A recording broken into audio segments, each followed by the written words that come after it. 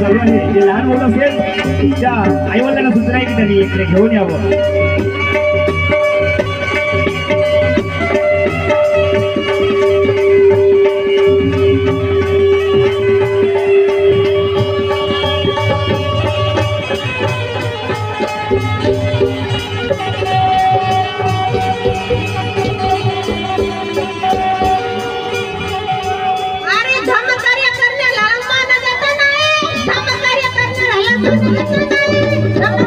Thank you.